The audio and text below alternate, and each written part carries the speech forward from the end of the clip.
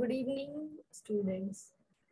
Class 12th biology exam is on 13 May. So I'm going to make another video. It is in continuation with the video of chapter 8, human health and disease. So now I'm going to discuss the lymphoid organs because we have stopped at that topic, lymphoid organs or immune system. Immune system में there are two types of organs, primary and secondary lymphoid organs. You can see in the screen. Primary lymphoid organs में basically a different. It is the place where the site, where it is the location, or it's a site where the lymphocytes become antigen sensitive and they are differentiated and developed there. And secondly, it is of two types, that is bone marrow and thymus. Bone marrow is the major site for blood production, you all know. Bone marrow एक ऐसा organ है जो कि लंबी bones के अंदर एक soft tissue होता है और वो blood cells generate करता है. हम इन चीजों को थोड़ा सा इमेज से भी देखते चलेंगे जिससे हमारे माइंड में ये रहे कि bone marrow इमेज ये किस तरह का दिखता है, क्योंकि आपको पिक्चर्स ज्यादा याद रह सकती हैं. तो I am showing you in this the bone marrow the blood cells are formed, and in this only long bones का जो soft part है जहाँ पर blood cells बनते हैं वहीं पर lymphocytes भी बनते हैं, white blood cells और ऐसे cells बनते हैं जो कि immune system के रहते हैं, immune system cells बनते हैं. तो bone marrow आपका primary lymphoid organ हो गया. Then what is the image of thymus? That also we will see. It is located under the chest bone or sternum. So we will see it. So both are primary lymphoid organs. सबसे पहले जो organ हमारे lymphoid tissue बनते हैं वो इसमें बनते हैं. थाइमस बाइलोब्ड होता है, बिल्कुल चेस्ट की बोन के नीचे होता है. और ये जब हम छोटे होते हैं तब तो ये बिगर इन साइज होता है, फिर ये क्या हो जाता है, स्मॉलर होता जाता है जैसे जैसे एडोलेसेंट में प्यूबर्टी हम लोग रीच करते हैं. तो अब इसके बाद ये हमने देख लिया लंग्स में और हार्ट के पास ही है हमारी सेंटर में जो रिब्स केज की सेंटर बोन है स्टर्नम उसके नीचे है. तो दो हमारे प्राइमरी लिम्फोइड ऑर्गन हो गए, बोन मैरो और थाइमस. थाइमस स्पेशल क्यों है, क्योंकि थाइमस टी लिम्फोसाइट्स का ग्रोथ जो बोन मैरो में हुई थी, टी लिम्फोसाइट जो बने तो बोन मैरो में थे, पर मैच्योरिटी टी लिम्फोसाइट्स की थाइमस में होती है. ये टी नाम भी टी लिम्फोसाइट्स का थाइमस की वजह से आया है, तो हमें ये याद रखना है. Thymus is special because it is the site of maturation of T lymphocytes. Secondary lymphoid organs जो हैं, ये ऑर्गन्स जहाँ पर मैच्योर लिम्फोसाइट आकर आ जाते हैं और फिर ये एंटीजन से जहाँ पर एक्ट करते हैं, इंटरैक्ट करते हैं और बढ़ते हैं. एंटीजन से मतलब इनके अंदर मेमोरी आ जाती है. ये स्प्लीन में जाएंगे, फिर लिम्फ नोड में जाएंगे, टॉन्सिल में, पेयर पैसेज में, पैचेस में, माल्ट में, म्यूकोजल एसोसिएटेड लिम्फोइड टिश्यू में जाएंगे और अपेंडिक्स में भी.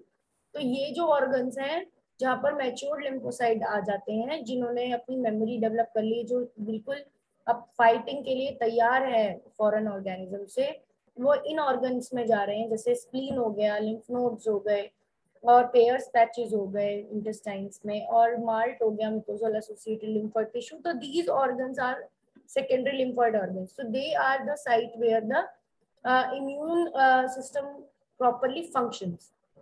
And अब हम एक एक करके इनका वो देख लेंगे कि किस तरीके से स्प्लीन है.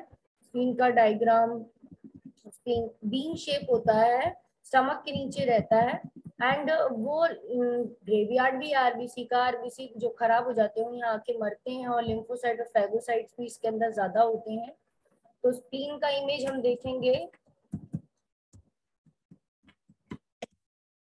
तो you will be able to see spleen image shortly. जब तक हम आगे देखते हैं, it is a reservoir of erythrocyte in the foetus. Foetus में भी थोड़ी देर के लिए, यहाँ पर थोड़े टाइम के लिए ब्लड बनता है, फ्यू मंथ्स जब फीटस डेवलप हो रहा होता है. This is spleen just below the stomach. You can see it, orange colour structure, spleen. Now this is a secondary lymphoid organ, ये इरिथ्रोसाइट को भी रखता है अपने अंदर। And mucosal associated lymphoid tissues और लिम्फ नोड्स। अब लिम्फ नोड्स हम देखेंगे और लिम्फ नोड की इमेज हम देखेंगे। लिम्फ नोड्स भी सेकेंडरी लिम्फोइड ऑर्गन है। एक्चुअली में लिम्फ नोड जो है वो ऐसे छोटे छोटे पी साइज के मटर के दाने जितने छोटे छोटे होते हैं, और उनके अंदर लिम्फ नोड्स के, ये जो आपको इमेज आई है लिम्फ नोड का डाइसेक्शन करके बता रखा है। पूरे इम्यून सिस्टम में लिम्फ नोड इसी तरह से होते हैं। लिम्फ इनके अंदर आता है, लिम्फ के थ्रू लिम्फोसाइट्स भी इनके अंदर आते हैं। इनके अंदर बहुत सारे WBC का भंडार होता है। तो लिम्फ में अगर कोई फॉरेन ऑर्गेनिज्म आ गया तो वो इसे पकड़ सकती है लिम्फ नोड। लिम्फ नोड पूरे बॉडी में बिखरी हुई है, ज्यादातर जॉइंट्स के पास ज्यादा होती हैं। तो ये मैकेनिज्म है कि किस तरीके से lymph nodes are found in lymphatic system. They trap microorganism or other antigen that enter the lymph and tissue fluid. The trapped antigen activate the lymphocyte and cause immune response. So this is the image of the lymph node. You can see there are various lymphocytes in the spaces of the lymph node, sinusoids. Next is mucosal associated lymphoid tissue. पूरे mucus membrane में अंदर की जो भी internal lining है उसमें बहुत सारे टिश्यूज हैं जो कि लिम्फोइड टिश्यूज है वहां पर, क्योंकि वहां पर रेगुलर मूवमेंट होता है खाने पीने का, बहुत सारे सब्सटेंसेस का। तो इसीलिए वहां पर भी इंफेक्शन पकड़ने के लिए थोड़े से लिम्फोइड टिश्यू होने चाहिए। अप्रोक्सीमेटली 50% पूरे लिम्फोइड टिश्यू का mucosal associated. Mucosa is the inner most layer of the internal cavities, उनमें होते हैं। इम्यूनिटी, इम्यूनिटी प्रोसेस होती है, एबिलिटी है ह्यूमन के इम्यून सिस्टम की फाइट करने की एबिलिटी डिजीज कॉजिंग ऑर्गेनिजम्स से। So you can see the lymph node internal structure. It is having medulla, it is having cortex, it is having centers for the lymphocytes where the lymphocyte can trap the antigen from lymph fluid. Lymphatic system से अपने antigen पकड़ सकता है, वो lymph node का structure होता है, और उन्हें वहीं किल भी कर सकता है। मैं बता रही थी immunity is the ability of the system. हमारे इम्यून सिस्टम की एबिलिटी है इम्यूनिटी। तो इम्यूनिटी टाइप्स पढ़ेंगे अब हम इसमें कि कितने टाइप्स की। तो बेसिकली दो टाइप की हो जाएगी, सेलुलर इम्यूनिटी और एडेप्टिव, और innate immunity and adaptive immunity. इनेट means जो हमारे अंदर बर्थ से होती है, by birth, and adaptive immunity जो कि हम सीखते हैं, मींस एक्सपोजर के बाद। इनेट इम्यूनिटी में आप देख रहे हो इमेज में आपको दिख रहा है कि there is dendritic cell, there is NK cells, there is phagocytes, macrophages. These all cells are coming in the cellular barrier. Innate immunity में भी चार तरह के बैरियर होते हैं, cellular barrier, physical barrier, physiological barrier. First line of defence होती है ये म्यूकस मेम्ब्रेन्स इसमें आती हैं, हमारी आउटर मोस्ट स्किन आती है, तो फिजिकल बैरियर में आती हैं ये चीजें इनेट इम्यूनिटी के। मतलब कोई भी एंटीजन अंदर आएगा तो वो आउटर मेम्ब्रेन सबसे पहले स्किन से ही तो अंदर आ सकता है। स्किन आपकी बिल्कुल सही है तो कोई भी इंफेक्शन आपको नहीं होगा। फिर अगर अंदर के थ्रू आ गया माउथ के थ्रू तो वो म्यूकस मेम्ब्रेन उसको एक्सपोज होगी। तो उसमें क्या रहेगा, उसमें कुछ ऐसे एंजाइम्स हो सकते हैं जो उसके ग्रोथ को और अंदर आने को रोकें। सेकेंड लाइन ऑफ डिफेंस क्या होगा, फेगोसाइटिक सेल्स होते हैं इसमें जो कि एंटी माइक्रोबियल प्रोटीन्स रिलीज करते हैं, इंफ्लेमेटरी रिस्पॉन्सेज देते हैं। स्पेसिफिक डिफेंस मैकेनिज्म, लिम्फोसाइट्स और एंटीबॉडीज होते हैं जो हमारी स्पेसिफिक मींस जो सेकेंड ब्रांच है इम्यूनिटी की, उसमें सेकेंड लाइन को हम वो बोलते हैं, अडेप्टिव इम्यूनिटी को बोलते हैं सेकेंड लाइन। पर फर्स्ट लाइन में हमारा फिजिकल बैरियर, फिजियोलॉजिकल बैरियर ये साथ आता है। फिजियोलॉजिकल बैरियर में हमारे जो भी आईज के टीयर्स होते हैं या सलाइवा की एंजाइम होती हैं, उसमें जो सब्सटेंस पाए जाते हैं वो हमारे केमिकल बैरियर्स या फिजियोलॉजिकल बैरियर्स कहलाते हैं। फिर हमारे सेलुलर बैरियर में आपको बता ही दिया कि there are large number of cells, there are large number of cells, WBCs, large number of WBCs which come under the cellular barrier, और लास्ट में साइटोकाइन बैरियर होते हैं जो बहुत इंपॉर्टेंट है, तो वो हम देख लेते हैं यहाँ पर।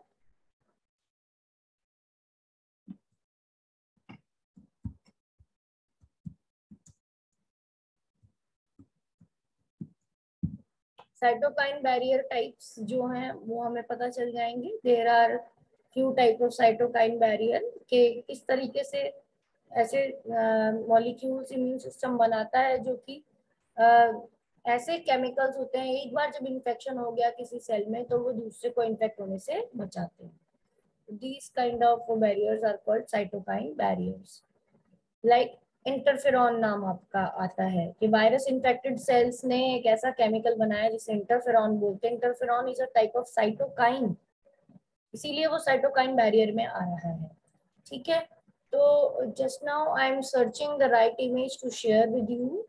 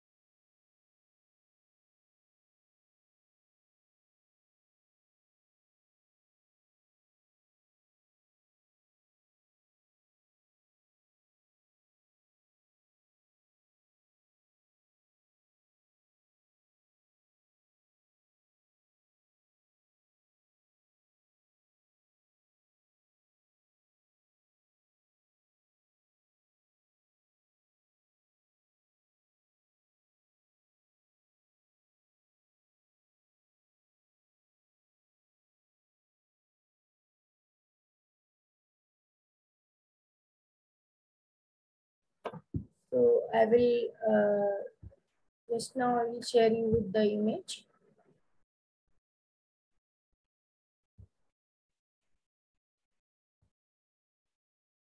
So this is interferons because आपकी बुक में interferons दिया हुआ है importantly. तो interferons synthesis of antiviral molecules which interfere with the RNA और DNA protein synthesis.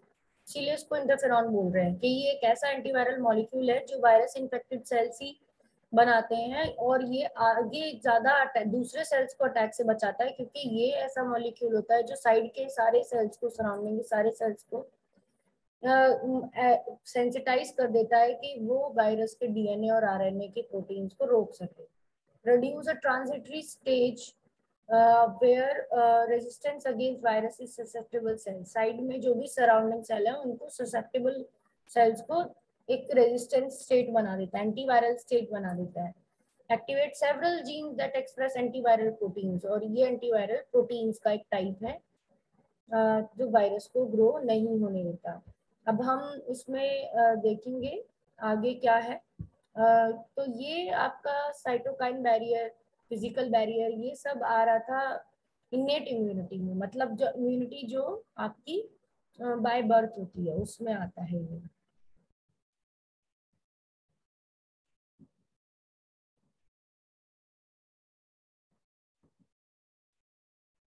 अब हम देखेंगे branches of immunity, that is adaptive और इनेट तो हो ही गई, उसके टाइप्स हो गए।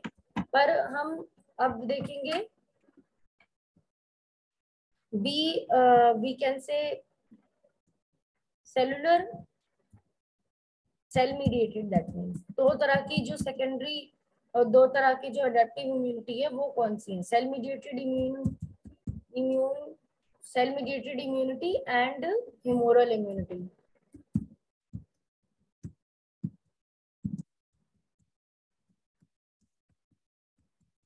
तो ह्यूमोरल इम्यूनिटी लिक्विड में आने वाली इम्यूनिटी है और cell mediated immunity T cell से मिलने वाली इम्यूनिटी है। बिकॉज टी सेल्स की इम्यूनिटी क्या होती है, स्पेशल है बिकॉज वो एंटीबॉडी प्रोड्यूस नहीं करती। ह्यूमोरल इम्यूनिटी इसीलिए स्पेशल है क्योंकि वो एंटीबॉडीज बनाती है। अब आपका स्क्रीन शेयर है, इसमें लिखा हुआ है एक्वायर्ड इम्यूनिटी पैथोजन स्पेसिफिक है, नॉट प्रेजेंट बाय बर्थ, ये बर्थ से प्रेजेंट नहीं होती है। उससे पहले इसको देखें, उससे पहले हम एक बार इनेट के भी टाइप्स आपको वैसे तो मैंने बता दिए हैं, बट फिर यहाँ पर एक और बार देख लो 4 तरह के, अगर आपका इनेट इम्यूनिटी का क्वेश्चन आता है तो ये 4 तरह के लिखने जरूरी हैं। फिजिकल बैरियर जिसमें स्किन और म्यूकस मेम्ब्रेन स्पेशली आएगा। फिजियोलॉजिकल बैरियर जिसमें पेट का एसिड आएगा, सलाइवा, माउथ का, टीयर्स जो आईज में होते हैं वो सब आएगा क्योंकि माइक्रोबियल ग्रोथ को रोकते हैं।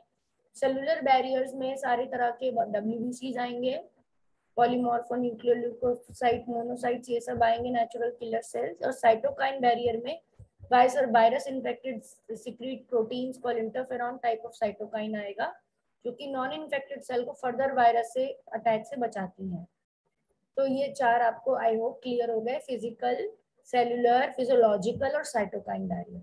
अब हम इस पे आ गए एक्वायर्ड पे, या सेकेंड तरह की इम्यूनिटी है, आपकी इनेट बर्थ से होती है, ये आप एक्वायर करते हो, ये पैथोजन स्पेसिफिक होती है, वो सबके लिए बराबर होती है, ये स्पेसिफिक नहीं है ऊपर वाली, इनेट is not specific but acquired is specific because वो पैथोजन स्पेसिफिक है, पर्टिकुलर पैथोजन के लिए पर्टिकुलर तरह की बनेगी। It is not present since birth, ये बर्थ से नहीं होती पर लाइफ टाइम में ये डेवलप होती है। It is characterised by memory, इसकी मेमोरी होती है। During the first encounter of a pathogen our body produces primary response, जो लोअर इंटेंसिटी का रिस्पांस बनता है। सेकेंड इनकाउंटर जब सेम ही पैथोजन दोबारा से आता है तो अब ये हाई अमाउंट में रिस्पांस देती है, हाई इंटेंसिटी होती है इसकी। प्राइमरी और secondary responses carried with B lymphocyte and T lymphocyte, इसकी बात हो रही थी। प्राइमरी और सेकेंडरी दोनों ही रिस्पांस में बी और टी लिम्फोसाइट्स एक्ट करते हैं। बी सेल्स एंटीबॉडीज प्रोड्यूस करते हैं, टी सेल्स बी सेल्स को एंटीबॉडी प्रोड्यूस करने में हेल्प करते हैं। स्ट्रक्चर एंटीबॉडी मॉलिक्यूल का क्या है? Each antibody has 4 polypeptide chain, जो मैंने आपको बताया था, Y shape structure. Heavy chain H2L2 इसे बोला गया क्योंकि हैवी चेन सेंटर में रहती है, ये हैवी इसलिए बोलते हैं, मॉलिक्यूलर वेट ज्यादा होता है। तो 2 चेन होती हैं हैवी H2L2 और 2 लाइट होती हैं, वो साइड में होती है इनके हैवी चेन की। थोड़ा पतला सा बन गया पर ये बड़ा होगा, सेम इसी की मिरर इमेज होगा जो इस तरह बना है। ये लाइट चेन्स लग गई और इनके अंदर ही यहाँ पर एंटीजन बाइंडिंग साइट्स होती हैं दोनों के बीच में। यहाँ पर थोड़े से कर्व्स होते हैं कॉम्प्लीमेंट्री, जहाँ पर आकर एंटीजन बाइंड होंगे ऊपर के टॉप रीजन में, और ये आपस में भी कनेक्टेड होती हैं बिकॉज प्रोटीन मॉलिक्यूल है, तो दोनों चेन, लाइट चेन और हैवी चेन, ये वाला हैवी है, ये वाला ब्राउन वाला लाइट है और ऑरेंज वाला हैवी चेन है क्योंकि कंटिन्यूअस और लॉन्ग है। ये दोनों डाइसल्फाइड बॉन्ड से जुड़े रहते हैं, तो इसको ये बता दिया हमने कि इसका स्ट्रक्चर है ऐसा। बीच में से भी ये दोनों हैवी चेन जुड़ी रहती हैं, इसलिए इनको H2L2 बोलते हैं। इनके 2 लार्ज हैवी चेन्स होती हैं। डिफरेंट टाइप की एंटीबॉडी हमारी बॉडी में होती है, यहाँ पे बहुत सारी दी हुई है, पर बुक में आपको IgG, IgA, IgE और IgM दी गई है, D नहीं दी गई है। There are 2 types of acquired immunity, namely humoral mediated immunity and cell mediated immunity. On the basis of T cells main role play कर रहे हैं इम्यून सिस्टम में, या फिर ह्यूमोरल मतलब एंटीबॉडीज यानी B सेल्स ज्यादा रोल प्ले कर रहे हैं, वो उस तरह की इम्यूनिटी, उस तरह का एडेप्टिव रिस्पॉन्स बोला जाता है। ह्यूमोरल एंटीबॉडी मीडिएटेड रिस्पॉन्स है, AMI से बोलते हैं, antibody mediated response. Antibodies blood plasma में मिलती हैं, B सेल्स इन्हें बनाते हैं। ह्यूमर हमारी बॉडी के लिक्विड को ही कहते हैं, तो इसीलिए ये एंटीबॉडी क्योंकि प्लाज्मा में मिल रही है तो ये ह्यूमोरल इम्यून रिस्पॉन्स हो गया। Include B lymphocytes, T lymphocytes, दोनों इसमें आ रहे हैं लेटर, पहले को यानी T लिम्फोसाइट B को एंटीबॉडी बनाने में हेल्प करता है। नेक्स्ट सेल मीडिएटेड इम्यूनिटी आ गई, CMI, जिसमें it is T lymphocytes, T cells mediated CMI. CMI cause graft rejection, CMI graft rejection में इन्वॉल्व होती है। बॉडी डिफरेंशिएट कर सकती है सेल्फ और नॉन सेल्फ में। टिश्यू मैचिंग करवानी जरूरी है, ब्लड ग्रुप मैचिंग करवानी जरूरी है बिफोर टेकिंग एनी ग्राफ्ट। पिछले सैंपल पेपर में हमने ये क्वेश्चन भी पढ़ा था कि क्यों, क्या क्या प्रोसेस करवाना पड़ेगा, कोई अगर डोनेशन ले रहा है किसी ऑर्गन का तो उसे टिश्यू मैचिंग करानी पड़ेगी। ग्रुप बी, ब्लड ग्रुप भी मैचिंग करवानी पड़ेगी, तभी वो ले सकता है कोई भी ग्राफ्ट, और फिर भी उसको इम्यूनोसप्रेशन ड्रग भी लेने पड़ेंगे। Patient has to take immunosuppression, वही बात यहाँ पे भी दी हुई है, कनेक्ट कर पा रहे होगे अगर आपने पिछला वीडियो देखा होगा। एक्वायर्ड इम्यूनिटी 2 तरह की, एक्टिव और पैसिव हो गई, ऑन द बेसिस ऑफ कि आपने अपने आप एक्सपोजर से पाई है वो की बॉडी में मेमोरी उसकी, और एक्सपोजर आपको बीमारी हुई थी तब आपने डेवलप करी तो एक्टिव हो जाएगी। Immunity in which antibody are produced in host body when host is exposed to antigen. Antigen से जब होस्ट एक्सपोज हुआ तब उसमें बनी वो एक्टिव इम्यूनिटी है। स्लो प्रोसेस से धीरे धीरे बनती है एंड एंटीबॉडीज वगैरह बनती है तो टाइम। अब जैसे कोरोना का था, सबसे पहले जो थेरेपी आई थी वो प्लाज्मा थेरेपी आई थी, क्योंकि उसमें जिस पेशेंट्स को हुआ था कोरोना उसके अंदर ऑलरेडी एंटीबॉडी बन गई थी। तो जब उसके अंदर बनी होंगी तो उसने तो एक्टिवली बनाई हो, बट प्लाज्मा दूसरे को चढ़ाया जिसमें को वैक्सीन के थ्रू प्लाज्मा थेरेपी करी जिसकी, उसने पैसिव इम्यूनिटी ली इसके बेसिस पे कि अगर खुद बनाएंगे बॉडी में एक्सपोजर के बाद तो एक्टिव होगी, और अगर दूसरे से रेडीमेड एंटीबॉडी ले रहे हैं तो पैसिव होगी। Here, ready-made antibodies are directly given to protect the body. Natural passive immunity, artificially passive immunity. Antibody IgG mother pass through placenta fetus. Naturally passive है क्योंकि मदर के ब्लड के थ्रू प्लासेंटा के थ्रू आ गई, और एक आपकी कोलेस्ट्रॉम हमने पढ़ा था जो उसके थ्रू आ गई, गाढ़ा पीला दूध जो माँ का होता है उसके थ्रू इम्यूनिटी बच्चे को जो आती है आईजीजी। आईजीजी तो आएगी प्लासेंटा के थ्रू और आईजीए आएगी मिल्क के through. Artificially passive anti tetanus का बहुत इंपॉर्टेंट है। एक्टिवली आर्टिफिशियली पैसिव क्या है, इंजेक्शन से जब हम कभी एंटी वेनम ले रहे हैं कभी एंटी टेटनस इंजेक्शन ले रहे हैं तो हम तुरंत हमें कोई इंजरी होती है हम भागते हैं डॉक्टर के टेटनस का इंजेक्शन लगाना है, तो दैट मीन्स उसके अंदर एंटी टेटनस सीरम जो है वो एक तरह से आर्टिफिशियल पैसिव इम्यूनाइजेशन आपको कर रहा है, रेडीमेड एंटीबॉडीज डाल रहा है ताकि आपके अंदर टेटनस के बैक्टीरिया बढ़े ना, टॉक्सिन ना बढ़े। इम्यूनाइजेशन यहीं पर ये बात क्लियर करना जरूरी है कि this is based on memory of immune system. Immunisation की जो प्रॉपर्टी है हमारे अंदर जो इम्यून सिस्टम में मेमोरी जो डेवलप करवाई जाती है उसी को बोलते हैं इम्यूनाइजेशन। वैक्सीन हम लगा दें हमारे अंदर असर उसने अपना जो वर्क था वो पूरा कर लिया, हमें हमें इम्यून कर दिया उसने, जिसके लिए हमने वैक्सीन लगाई और हमें वो बीमारी नहीं होगी। इसलिए immunisation is the administration of vaccine. Two टाइपली एंड इम्यूनाइजेशन भी दो तरह का हो सकता है। वैक्सीन लगवाना एक्टिव इम्यूनाइजेशन है कि जैसे अभी कोरोना की सबको वैक्सीन लगी थी एडल्ट्स को, उसके बाद बच्चों को भी लगी हैं उनको एडोलेसेंट्स को। तो इसमें preparation of vaccine antigenic protein या पैथोजन इनएक्टिव पैथोजन इंट्रोड्यूस किया गया है बॉडी में, और एंटीबॉडीज जो कि बॉडी में बनी एंटीजन के अगेंस्ट न्यूट्रलाइज कर रही है पैथोजन एजेंट्स को। Vaccine also generate memory B और T cells that recognise pathogen quickly. Polio vaccine, hepatitis B vaccine, DPT vaccine. Vaccine produced by conventional method small pox vaccine are the first vaccine. Edward Jenner ने आपको पता है small pox की vaccine खोजी थी, father of immunisation है। Vaccines are also produced using the rDNA technology. अब जब बहुत अमाउंट में पूरे वर्ल्ड में पेंडेमिक की सिचुएशन है तो सबको इतनी वैक्सीन चाहिए तो बायोटेक की मदद से हम वैक्सीन बनाते हैं। अब ये तो वो तो थी जैसे हेपेटाइटिस की बनाई है हमने, यीस्ट में बनाई है हेपेटाइटिस बी की वैक्सीन, और वो भी हमने रिकॉम्बिनेंट डीएनए टेक्नोलॉजी यानी बायोटेक्नोलॉजी से बनाई। पैसिव इम्यूनाइजेशन क्या, डायरेक्ट इंजेक्शन दे दिया हमने एंटीबॉडीज का, एंटीटॉक्सिन का, जो क्विक इम्यून रिस्पॉन्स देगा, जिससे टेटनस का इंजेक्शन की बात हो रही थी और स्नेक वेनम की बात। एलर्जीज इम्यूनिटी से रिलेटेड है। अगर हमारा इम्यून सिस्टम कभी भी बहुत ज्यादा ओवर रिएक्ट करता है किसी भी पैथोजन के थ्रू के अगेंस्ट में तो उसे हम बोलते हैं एलर्जीन, एलर्जेंस, इसे हम बोलते हैं allergens.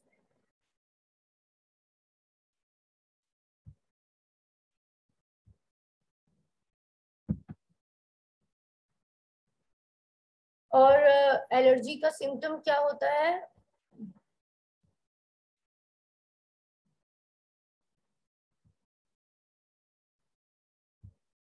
Allergy symptoms is sneezing, watery eyes, आपको कहीं से किसी चीज से एलर्जी हो रही है, आपकी नाक में से पानी बहेगा, रनिंग नोज, वाटरी आईज, आंखों में से पानी आएगा, डिफिकल्टी ब्रीदिंग नहीं कर पाओगे। Allergy due to release of chemical histamine, serotonin निकलता है मास्ट सेल से, उनसे एलर्जी होती है। एंटीबॉडीज एलर्जन जो बनाती हैं वो स्पेशली आईजीई टाइप के क्वेश्चन आ जाए, which type of antibodies found in allergen against allergen, कौन सी एंटीबॉडी हमारी बॉडी बनाती है, तो आपका आंसर होगा आईजीई।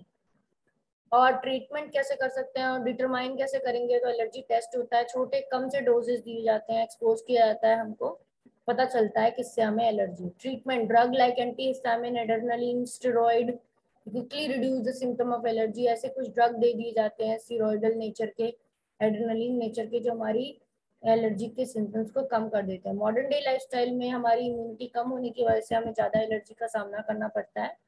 एस्थमा रेस्पिरेटरी डिजीज है जो एलर्जी से ही होती है। ऑटो इम्यूनिटी क्या होती है, क्या कंडीशन बनती है? ऑटो इम्यूनिटी वो कंडीशन है जब जेनेटिक या अदर रीजन की वजह से बॉडी अपने ही खुद के सेल्स को अटैक करने लगती है, सेल्स को खुद के लिए इम्यून हो जाती है। This result in auto immunity disease. Rheumatoid arthritis इस डिजीज का एग्जाम्पल है। ऑटो इम्यूनिटी का क्वेश्चन आता है तो आप ये लिखेंगे कि may be caused by genetic और other unknown reason and body is attacking cell, खुद को अटैक करने लगी है, तो इसको ही ऑटो क्लेव, खुद सेल्फ इम्यूनिटी हो गया। The ability to differentiable foreign organism from cell memory based acquired immunity which is evolving higher। तो ये डिफरेंशियल की एबिलिटी उसकी खत्म हो जाती है फॉरेन और सेल्फ को, तभी ऑटोइम्यून कंडीशन आती है।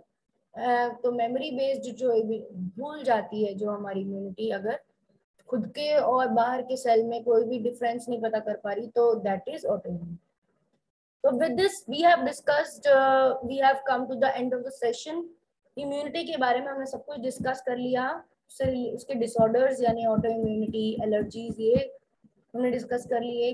टाइप्स ऑफ इम्यूनाइजेशन में एक्टिव और पैसिव हमने डिस्कस किया, कैसे वैक्सीन एडमिनिस्टर की जाती हैं, कैसे हमारे अंदर इम्यूनाइजेशन होता है, और इम्यूनिटी भी ऑन द बेसिस ऑफ कि हमें किस तरीके से इम्यूनिटी हमारी बन रही है। तो अगर हम खुद एक्सपोज होके बना रहे हैं तो एक्टिव इम्यूनिटी होगी, और अगर हमें रेडीमेड एंटीबॉडीज कहीं से मिल रही हैं, चाहे नेचुरली मिले हमारे मदर से या आर्टिफिशियली मिले हमें इंजेक्शन से, पैसिव इम्यूनिटी हो जाएगी। सेल मीडिएटेड टाइप इम्यूनिटी का और ह्यूमरल इम्यूनिटी का दो टाइप के एक्वायर्ड इम्यूनिटी होते हैं, सेल मीडिएटेड एंड ह्यूमरल। और 4 barriers, physical barrier, physiological barrier, cellular barrier and cytokine barrier पढ़ा। Types of secondary lymphoid tissue पढ़े, spleen, lymph nodes, mucosal associated lymphoid tissue, और उसमें ये पढ़ा कि इनमें एक्चुअल एक्सपोजर होता है एंटीजन का, उनका ऊपर अटैक होता है। प्राइमरी लिम्फोइड ऑर्गन पढ़े, बोन मैरो और थाइमस, और ये देखा कि इनमें ब्लड बनता भी है, और जो स्पेशली WBC जो है लिम्फोसाइट, उनकी ग्रोथ होती है और उनकी डिफरेंशिएशन और मैचुरेशन होती है।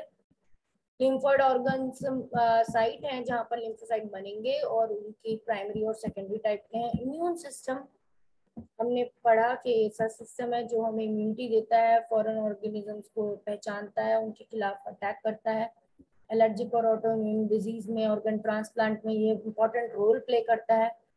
Include lymphoid organ tissue, cell, soluble molecule, antibodies भी इसमें आता है। तो with this I have summarized also what we have done, and now I'm going to end the session. I hope you have enjoyed the session and you have understood the things, and you will be very clear about the immunity topic, and you will surely do good in your exam. So with this good wishes, I am going to end the session here. Thank you and have a nice day.